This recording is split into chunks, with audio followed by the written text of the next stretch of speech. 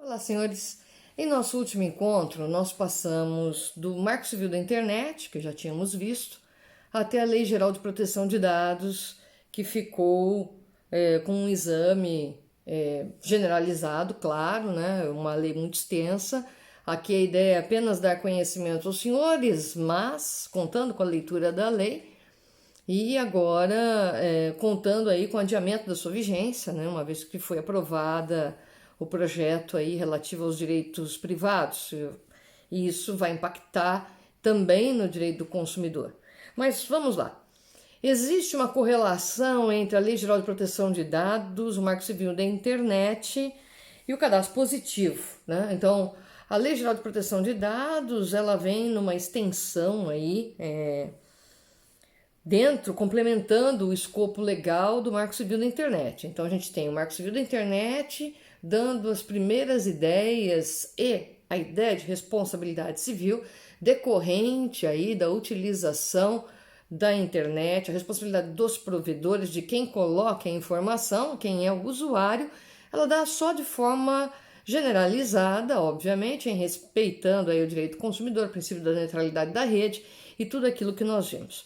Já a Lei Geral de Proteção de Dados, ela concede e confere um dever de proteção desses dados muito maior aos fornecedores de serviços e produtos e àqueles que tomam essas informações do consumidor, do cidadão, para colocar aí nas suas empresas. Então aí você tem as informações coletadas pela internet, por telefone, por cadastro feito em folha mesmo, todas essas informações pessoais, isso serve para os escritórios de advocacia também, estão sujeitos à LGPD, não, Lei Geral de Proteção de Dados.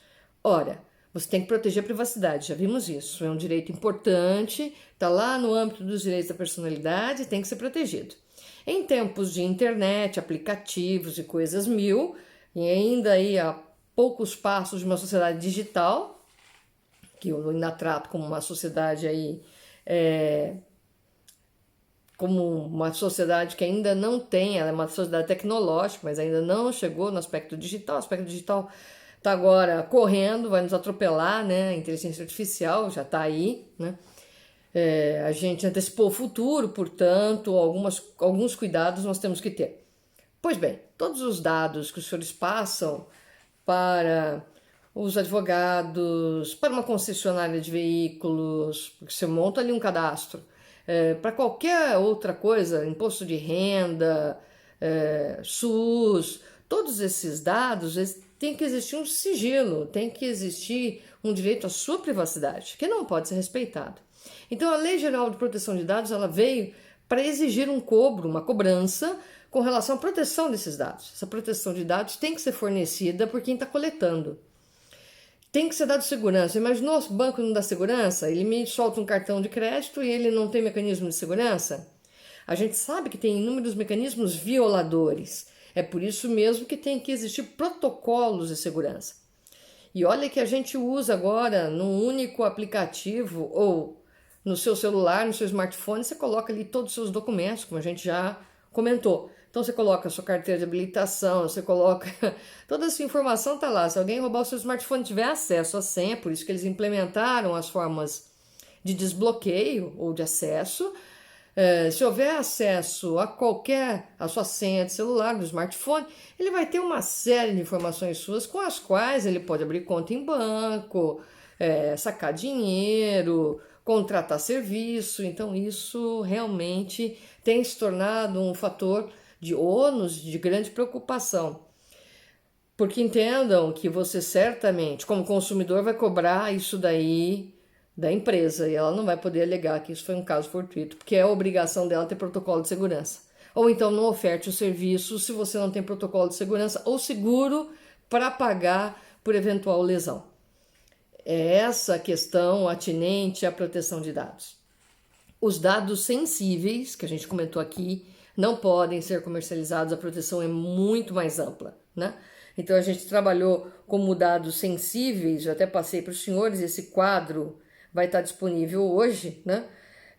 Esses dados sensíveis a gente inclui aí tanto a sua opção em termos de preferência sexual, a sua opção religiosa, a sua ideologia. Esses são dados que eventualmente você informa.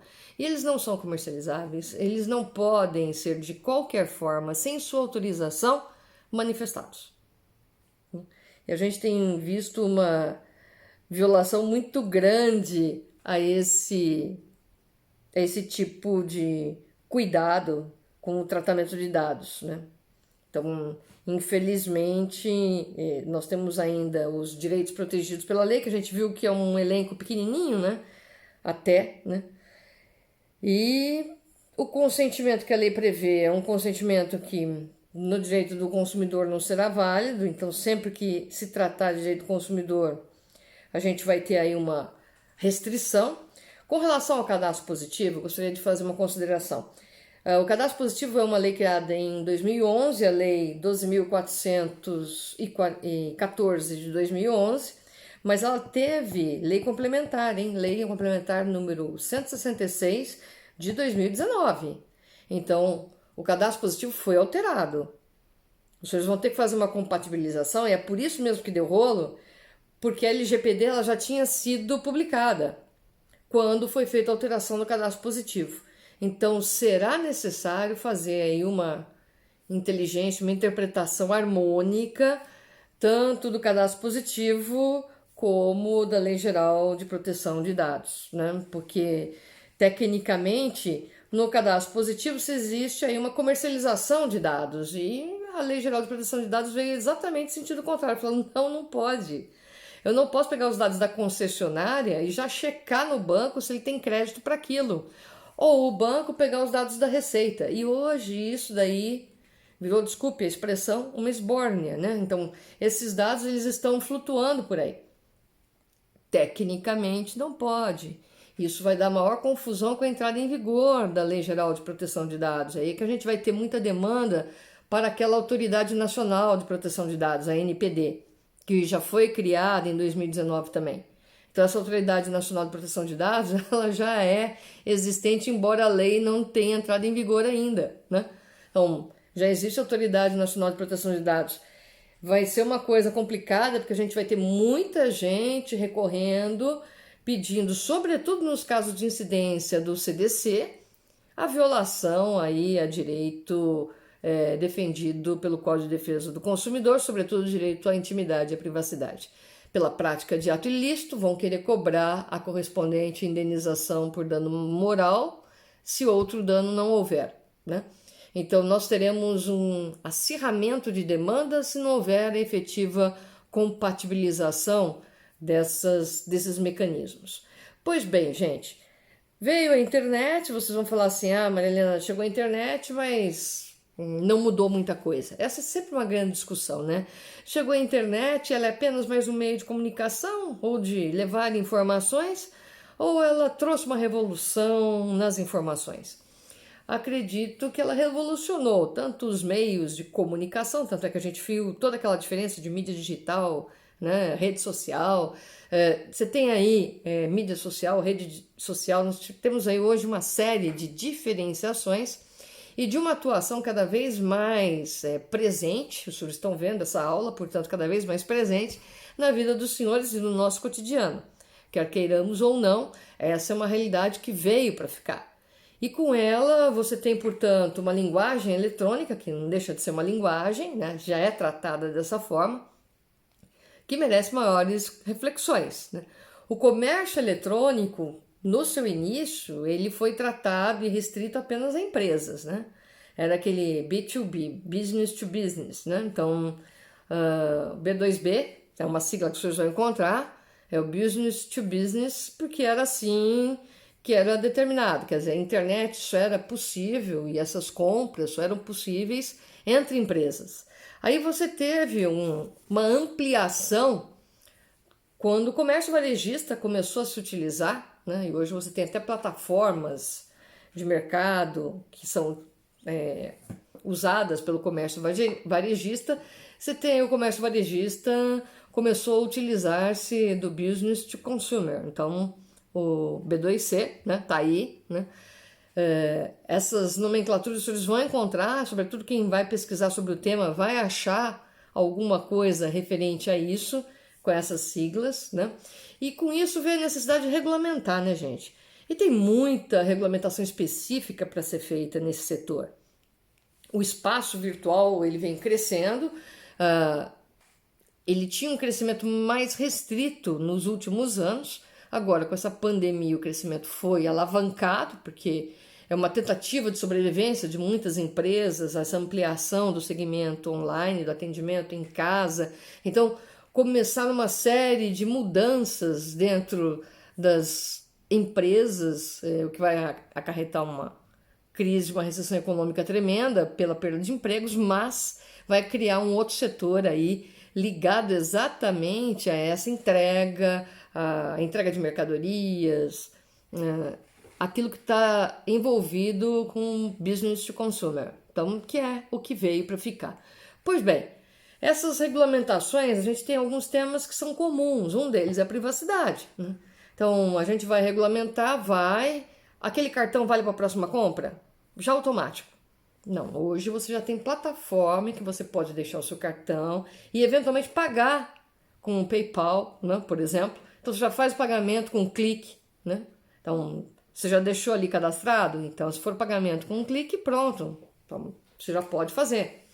Não é conveniente que você salve o cartão e deixe naquele aplicativo para ele ser sempre utilizado, né?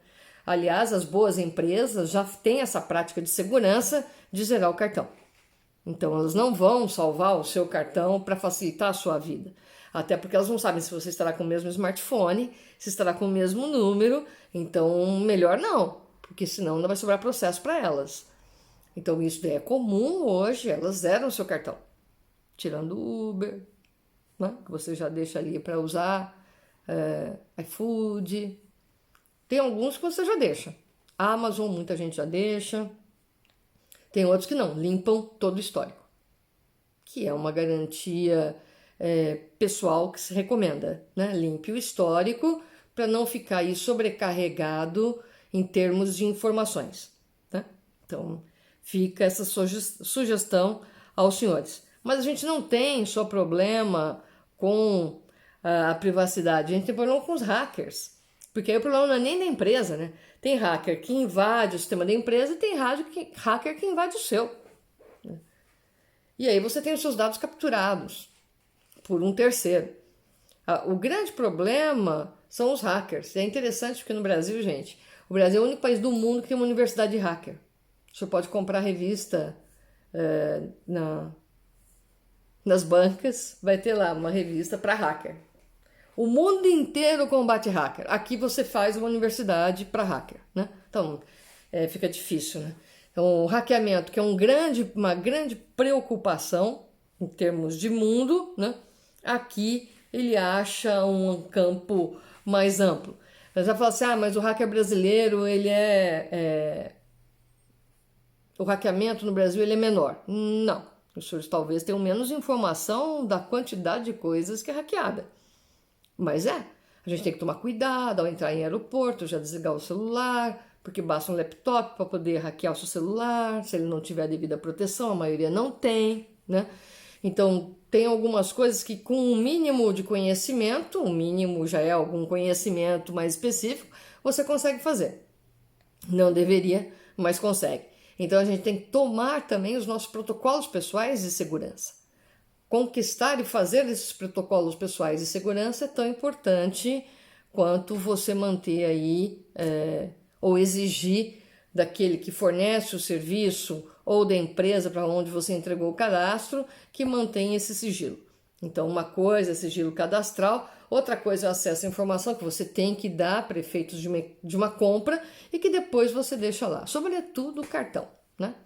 Então, cartão, número do endereço, moradia, ponto de referência, já entrega tudo ali sem a necessidade. O hacker aproveita todas essas informações, já tivemos casos de hackeamento fenomenais, o pior que a gente vê hackeamento de país para outro, né? Tem país que barra acesso à internet, tem país que derruba a internet, é uma coisa muito louca isso, né? E tem gente que não acredita em hacker, não é uma questão de crença, nem uma questão de fé, né? Isso daí acontece, isso daí é uma questão de ciência. Eles fazem e você pode perder muitos dados. Ou ter alterados os dados, a gente já vai falar disso. Nós temos a questão da pedofilia ligada ao uso da rede, ligada à internet. Isso também é uma coisa que preocupa bastante, já ir mais na esfera criminal, mas não deixa de ser uma responsabilidade. Os provedores não conseguem manter, eles tentam criar aí protocolos, mas eu lembro da minha sobrinha assistindo, meu cunhado sempre falou, porque é uma questão aí de preocupação extrema com segurança, ele sempre falou, fica por perto, porque geralmente jogos infantis vêm com esse tipo de chamada de pedofilia. E não foi nenhuma, não foram nenhuma, nem duas vezes em que ela falou, tia, apareceu algo estranho. E eu já cancelei de imediato, apareceu gente nua, um convite para ela tirar a roupinha. Então, é uma coisa complicada. E a gente não tá falando de provedor porcaria, não, né? A gente tá falando daqueles que deveriam ter algum lastro de segurança e não tem. Então, ela tava lá brincando de vestir a bonequinha, que era a brincadeira que ela gostava quando era criança. Então, se deixava brincar na internet, de repente, no meio, aparecia duas pessoas não se beijando. Né? Aí vinha a solicitação, que tal tirar sua roupinha agora? Você tá doido, né? Então, a gente não pode baixar a guarda? Não, então eu acho muito curioso, porque tem pais nem um pouco preocupados e que deixam seus filhos, ele põe um foninho, entrega o tablet, ainda mais agora em home office, e nem sabe o que ele está assistindo, né? O YouTube tentou fazer uma classificação, tentou ali dificultar o acesso, mas para isso você teria que ter o YouTube Premium, por exemplo, que não tem publicidade. Se o outro tem publicidade, você não sabe o que está vindo. O YouTube se responsabiliza, sim, mas você tem outras que não, né? São plataformas mais abertas, que deixam o joguinho é gratuito, a alegação é sempre essa, o joguinho é de graça, então a gente nunca sabe o que vem junto. Como não, gente? Como é que entrou lá? Foi hackeando? Foi fazendo o quê? Então, você tem hoje, isso quando a câmera não tá ligada, ele tá tirando foto da criança também, né? Que deixou a câmera ligadinha, a webcam ligada e ele tá tirando foto da criança. Então é um horror. Esse aspecto da pedofilia é um horror e o nosso combate, ele é pífio.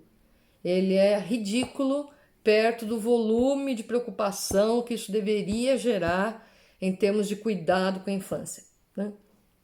Fica aqui só o alerta de quem gosta muito de criança e não admite esse tipo de brincadeira, né? Nem a pouca seriedade com que é visto.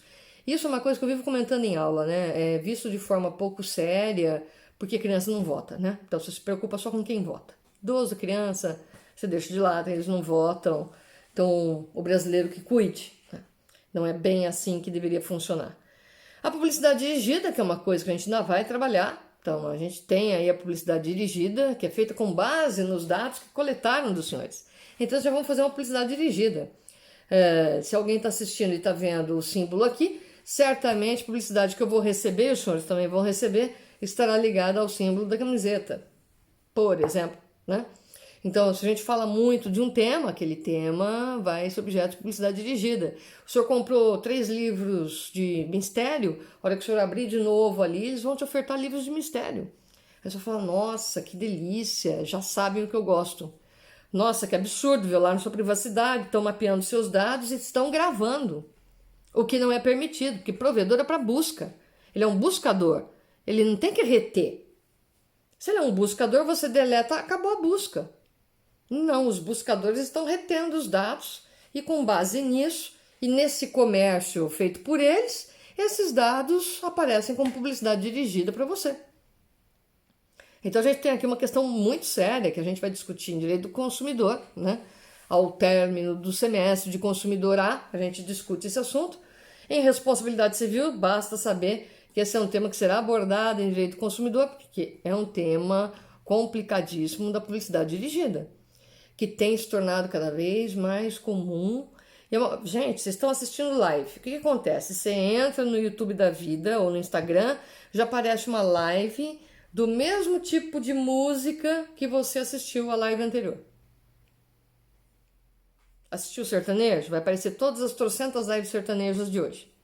Assistiu MPB? Vai aparecer as 2 de MPB que tem, né? Então, já sabe que você não gosta de live, nem vai aparecer live nenhuma.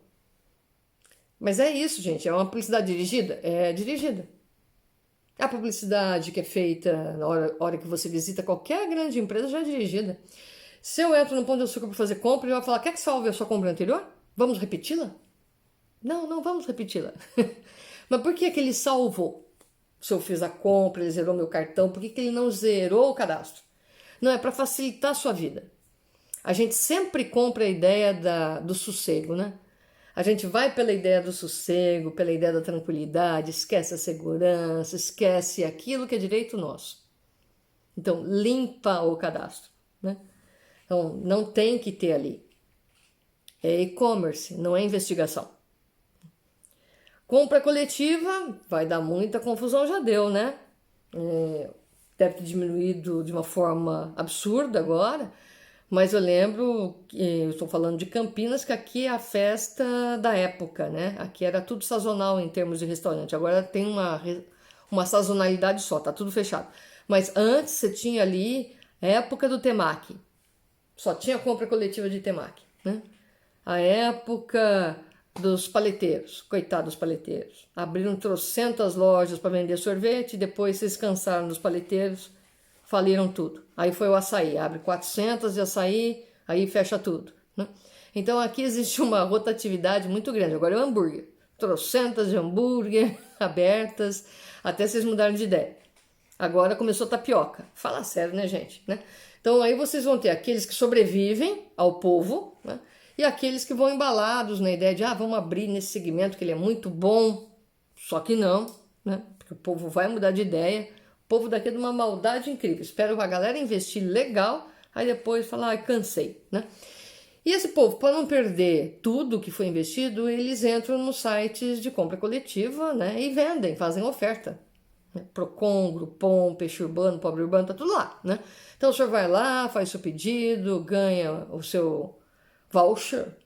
E o grande problema que nós tínhamos antes da pandemia é que muitas vezes a empresa fazia um acordo com o Peixe Urbano e determinava, olha, esses vouchers podem ser usados, eu te libero 200 vouchers para ser usados em até um mês, nos seguintes dias.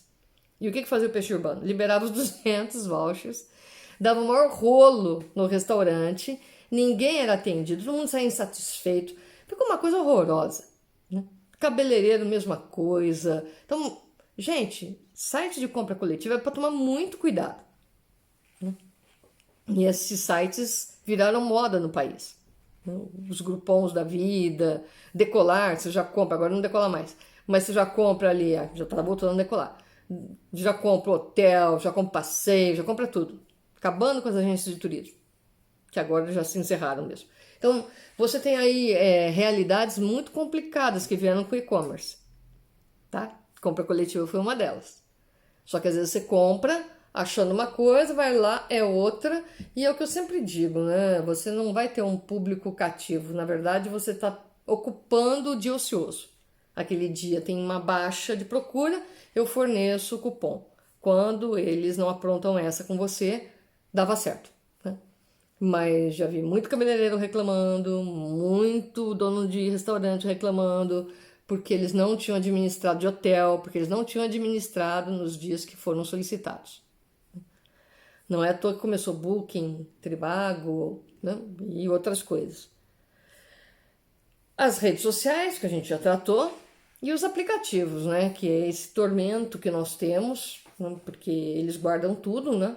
Retém todas as informações. A gente tem um casamento de aplicativos aí, né? Então, quem usa o sistema Android tem facilidade para alguns aplicativos, outros travam. Quem usa o sistema iOS é o reverso. Então, fica carregando. Você acha que tem o problema com aquele aplicativo e, na verdade, não é um aplicativo de venda casada de informações e dados com aquele sistema. Então, isso é muito complicado, né? Então, você tem o Privale, ele abre mais num sistema, o da Fit abre melhor no outro.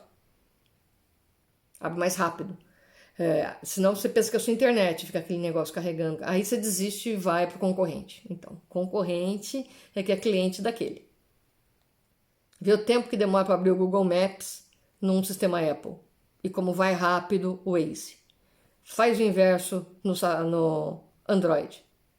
O Waze te manda para aquelas rebimbocas da parafuseta que você fala, como eu vim parar aqui, senhor, né? Para você nunca mais usar o Waze e voltar para o seu Google Maps.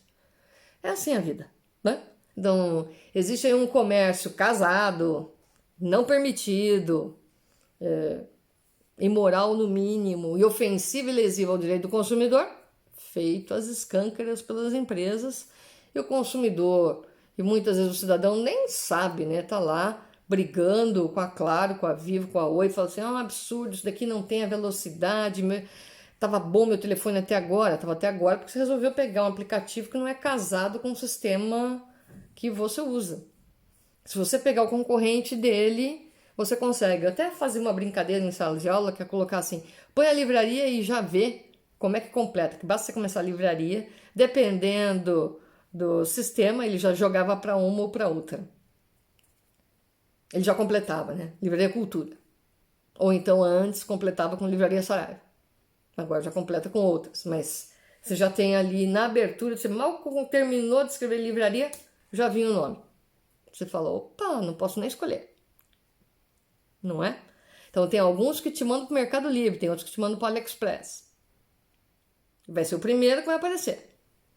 Comece a atentar para isso. Não é uma questão de publicidade dirigida, é uma questão de comércio de aplicativos com seus dados. Tô falando, olha a invasão da privacidade aí.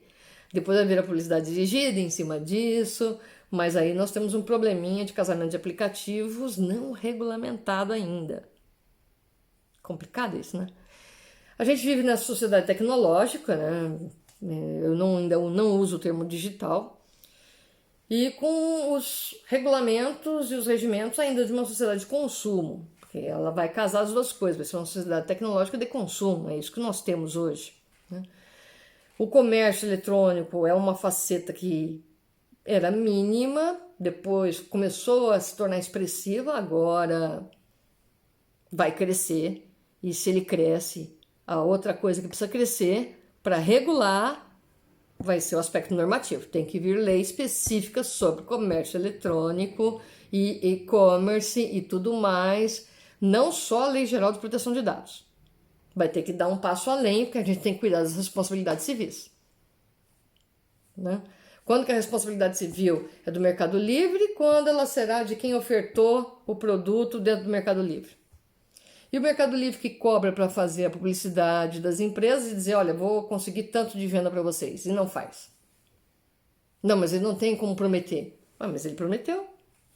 Ele fez a venda. Não, ele vai só colocar na plataforma. Não foi isso combinado, foi a plataforma mais publicidade.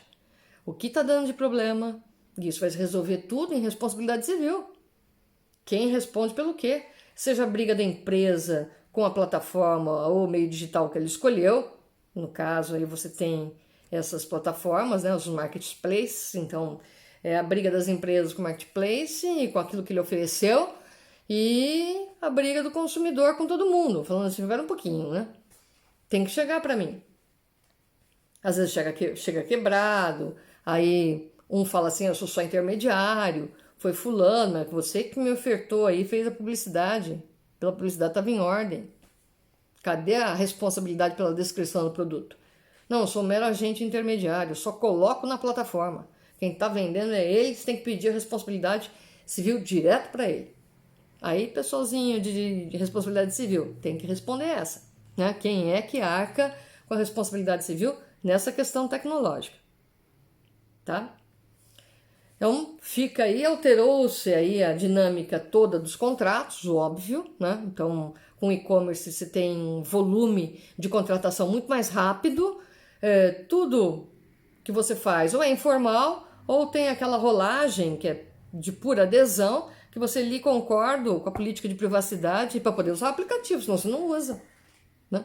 Os senhores estão usando o aplicativo, vocês vão concordar com a publicidade do Teams, do Canvas, de qualquer aplicativo que utilizem para poder ter acesso às suas aulas online, ao seu material. Né? E muita gente está aprendendo agora, né? Nós estamos aprendendo.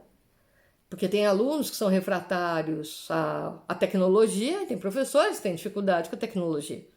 E no meio disso tem a internet, com todo mundo usando, que ela não dá conta, dado o baixo investimento que foi feito nela.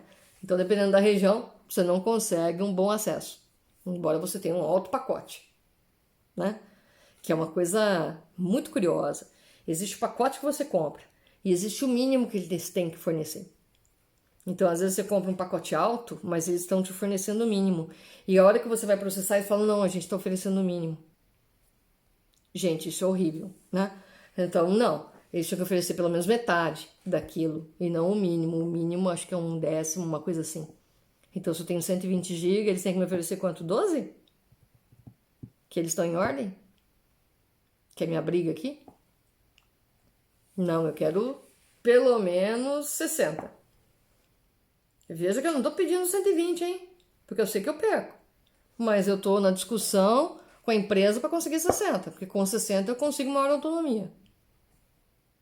Veja só, né? Então, é dessa forma que é tratado o direito daquele que acha que comprou tudo aquilo. Não, você está pagando por aquilo. O que você vai levar é na medida do seu uso.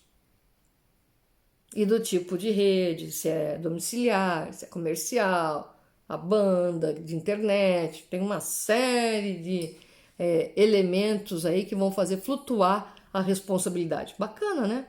Na hora que você vai cobrar, você ainda corre o risco de perder a demanda, porque desconhece a resolução da Anatel, por exemplo, que permite uma coisa absurda dessa, né? Então é melhor conhecer um pouquinho mais a legislação para não cair nessas confusões e pelo menos poder colocar-se um pouco melhor em termos de direito do consumidor e em termos de responsabilidade civil. Então a empresa tem que entregar, tem que entregar.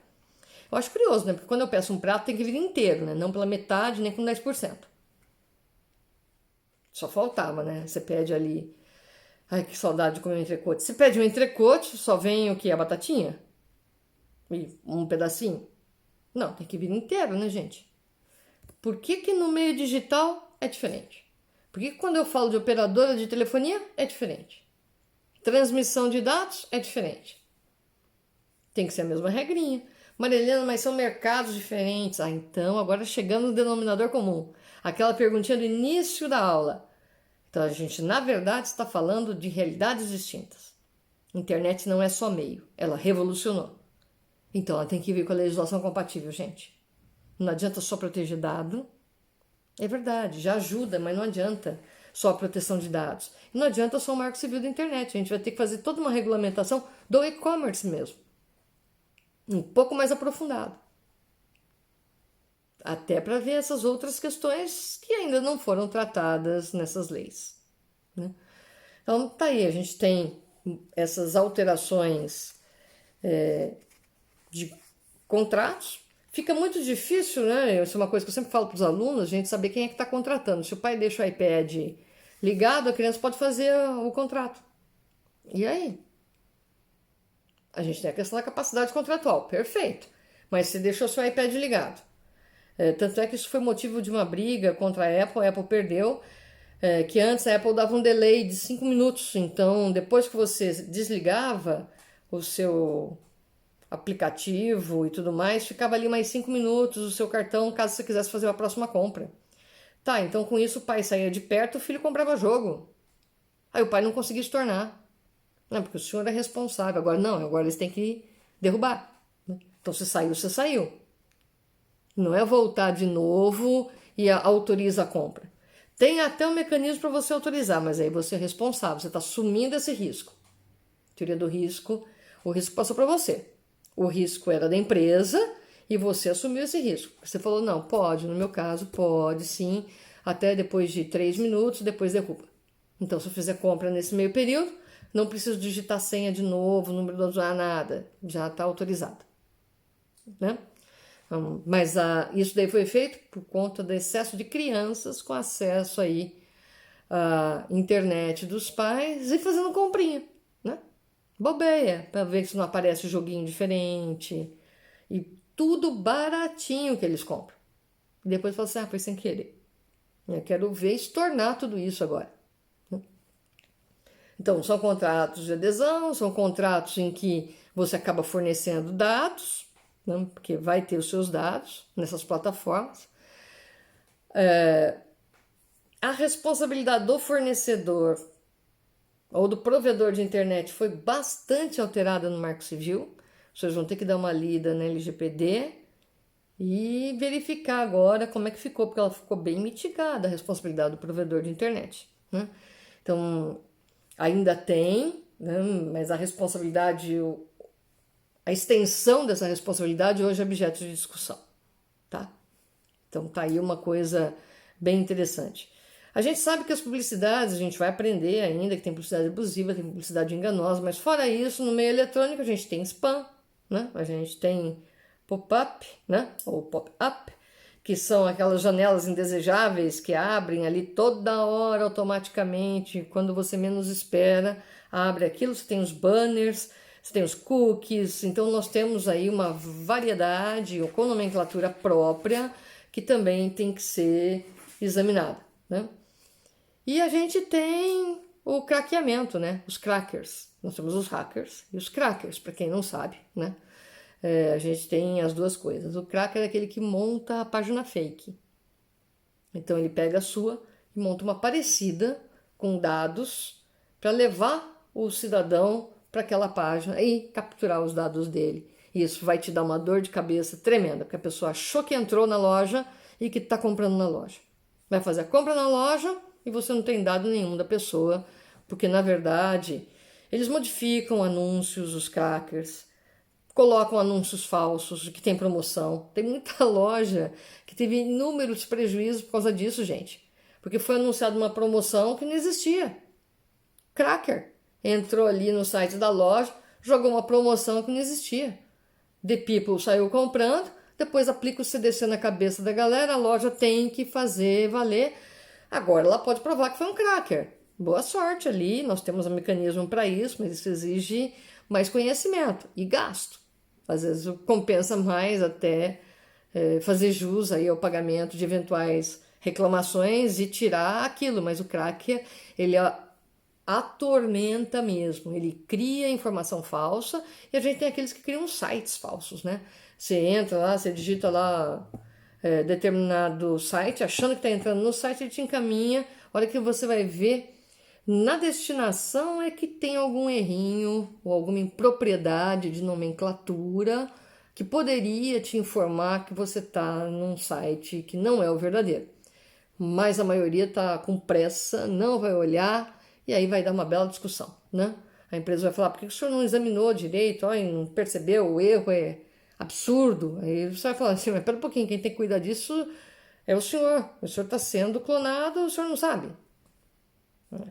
Craquearam a sua empresa, estão pegando dados, vendendo por aí, o senhor não está sabendo. A minha foi a primeira reclamação. Gente, é tiroteio garantido na certa, tiroteio no bom sentido jurídico, né? Garantido na certa, e você vai ter dois prejudicados ali. O consumidor, que gastou o seu dinheirinho, comprou numa loja que não existia, e a loja que, se existir, falou assim, para mim não chegou nada, e eu não estou vendendo esse produto, ou não nesse preço. E a compra dele nunca veio para mim. Isso é muito complicado. Tem loja que faz até anúncio, manda mensagem, torpedo, fala, olha, nós não fazemos isso. A gente não manda isso. Veja a Receita Federal, quantas vezes ela tem que informar que ela não faz nada, nenhuma cobrança, não sei o quê, pela internet, para não fazer pagamento. The People vai lá e faz pagamento. Dá essas confusões, né? Então, a gente tem a responsabilidade do fornecedor, tanto no contrato, quanto no recebimento do produto. É ele que tem que levar esse produto. Né? Geralmente não é o consumidor que vai tirar. No e-commerce é ele que entrega. Em situações como essa, aí a coisa fica mais complicada, né? Então, tem gente que está fazendo a entrega bonitinha, contratou, frete, está pagando para manter a entrega em dia. Tem gente no Brasil que não liga muito para essa questão do transporte, do tempo da entrega e vai perdendo a clientela, né? Aliás, tem muita gente que entrou no iFood, saiu do iFood por conta disso. E a gente vê que isso ainda é uma questão bem complicadinha. Para não delongar, paramos por aqui, só que gostaria de avisar todos os senhores que o Serviço de Atendimento ao Consumidor, o SAC, em todas as empresas, ele é obrigatório, tá? Então não pode ter nenhum produto que chegue na sua mão, que tenha rótulo, justo hoje, estou sem nada aqui por perto com rótulo, Todo produto que chega na sua mão que tenha rótulo e que não tenha ali um serviço de atendimento ao consumidor. Tem que ter. Né? O consumidor tem que poder reclamar de alguma coisa. Ele tem que ter um acesso à loja. Então presta atenção. Site pirata não tem dado. Não tem dado nenhum. Tem site que você não consegue conversar com ninguém. Não tem o Fale Conosco. Chat, não tem nada ali. Você não conversa com ninguém. Você só faz a compra e é devidamente expulso. E se deu problema na compra, o azar é seu. Então não tem consumidor azarado e o cidadão tem que responder sim. Agora eu vou me entregar. Eu estava assistindo uma live de uma determinada cantora, horrorosa, por sinal não a cantora, mas a live. Tem gente que está se matando nessas lives, eu não sei porquê, está perdendo, não a popularidade, mas está se queimando feio na live. E uma coisa que ela falou antes de eu sair dessa live horrorosa foi exatamente para guardar os ingressos. Guardem os ingressos que a gente vai reagendar. Isso é complicado, hein, povo da responsabilidade civil e do direito do consumidor? Vai reagendar como? Se não sabe nem quando vai abrir. E se o cidadão não sabe se vai estar lá? Tem que devolver o valor. Se ele ainda quiser assistir o show, não sabe como é que ele vai estar. Ou você vai impor para ele. Você tem que vir entre tanto a tanto. Se ele estiver doente. Você impôs? E se ele não quer mais assistir? Ah, mas ele não pode ter um direito de arrependimento tão longo. Ah, não, gente. Não é culpa dele. Você vai falar, mas também não é culpa dela.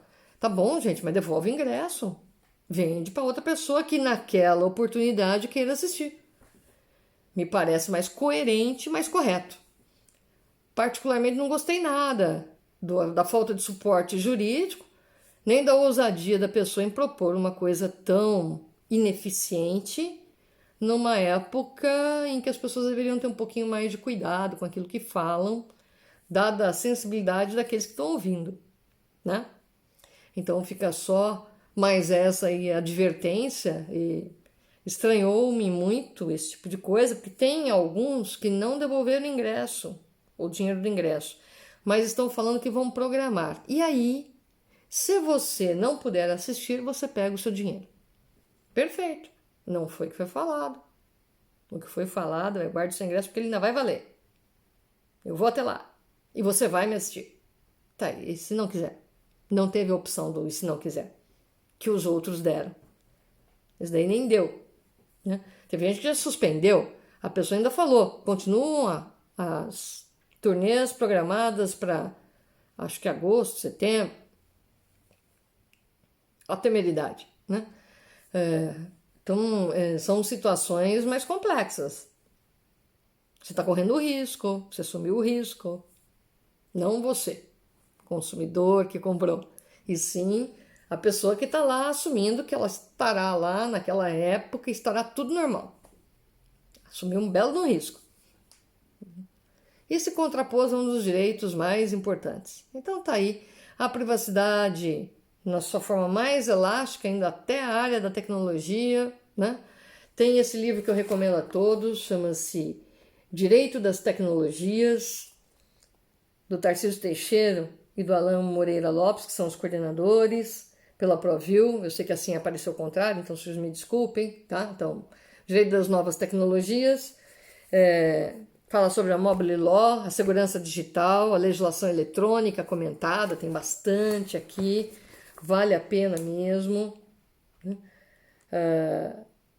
Tem todas as leis, bonitinho, o que elas falam, os artigos, as convenções, os tratados, os decretos, os projetos de lei, que agora eles devem dar uma avançada, porque a grande questão é a segurança da informação e a proteção à privacidade. Né? É essa que é a grande questão. Ou o uso indevido dessa informação é quem paga. Pior, no e-commerce, aquilo que não chega, quem responde? Responde pelo quê? Né? Então a gente está tendo alguns problemas bem sérios e teremos outros ainda pela frente sobre o tema dos mercados e das plataformas, os marketplaces, os provedores, a responsabilidade deles no aspecto penal, no aspecto civil, no direito do consumidor. Então, a responsabilidade civil aqui está bem espraiada vocês vão poder detectar isso de diversas formas. O que não pode é ficar fechando o WhatsApp, né, galera? Não, agora só pode passar uma informação pelo WhatsApp. Ah, tá. Com base em... Não, uma rede privada ele estabeleceu que é assim. Com base em... Então, gente, direito fundamental, né? Você pode montar uma CPI para saber quem é que está produzindo informação falsa, quem está circulando. Pode até querer penalizar quem está produzindo isso, mas toma um pouquinho de cuidado, porque não é para ser dessa forma. Tá bom? Ou se for, a gente vai ter muito para discutir aí na responsabilidade civil atrelada a essa esfera da tecnologia, privacidade e direito do consumidor. Ficamos por aqui. Fiquem bem, senhores, cuidem-se, abraços virtuais a todos e até o próximo encontro.